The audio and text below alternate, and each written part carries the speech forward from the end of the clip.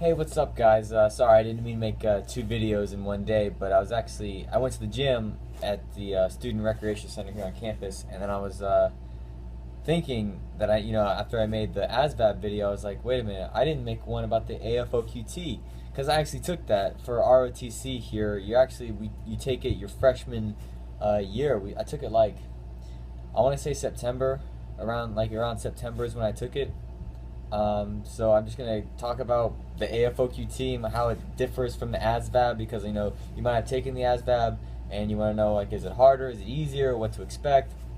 The answer is yes, it is a significant amount harder than the ASVAB, and you will need to study for it, because having actually taken the ASVAB now and the AfOQT, I can compare the two. The AfOQT is definitely, it's going to test you a lot more on a lot more broader spectrum of things than the ASVAB. So I mean, and there's things ASVAB, it's only like 10, 15 questions per subtest. Well, with the AfOQT, the closest thing I can say it's like is the SAT or ACT. It's the same. You do a bubble sheet. You have someone standing in the front telling you, read the instructions in your head as I read them aloud, and they read out the instructions. You have 25 minutes to do X amount of questions. Begin. When I say, and then he'll go, and then he'll say stop, and you have to put down your pencils. It's just like standardized testing. The math on it is harder than the ASVAB. There's like more questions. You don't get a calculator either. The science section it's a little bit harder. It's just overall like hard. It's what you would expect for an officer level, because the ASVAB is enlisted, and then the AfOQT is officers. So it's gonna be a significant amount harder. What you can do to study for it, practice tests. A lot of practice tests online. There's some books that they sell at Barnes and Noble and online Amazon.com that you can get.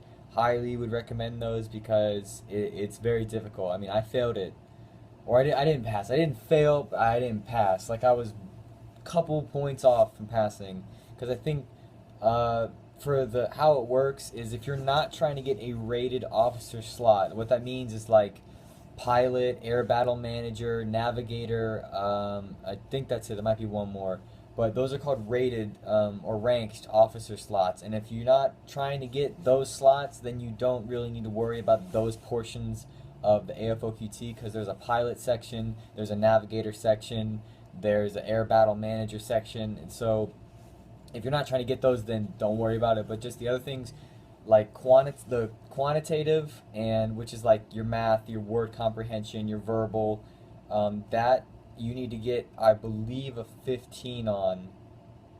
Yeah, I believe you need to get a 15 on quantitative, and you need to get a 10 on verbal.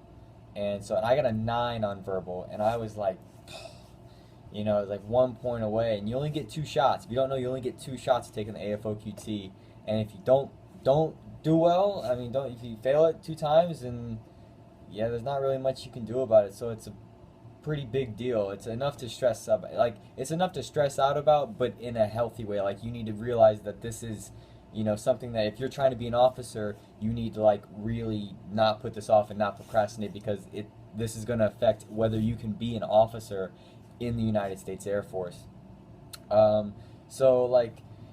And a lot of people freak out about the pilot section. Like, if you're trying to be a pilot, a lot of it is just looking at a plane, and you have a little gauge right next to it, and it shows whether you have to tell whether the plane is climbing, which means if it's going like this, or diving, or if it's banking left or banking right.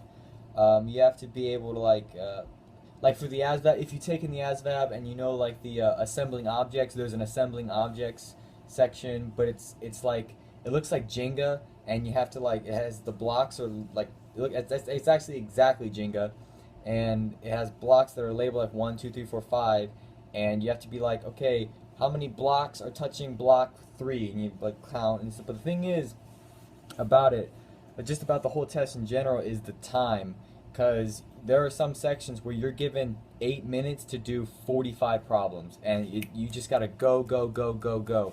Don't stop on any question.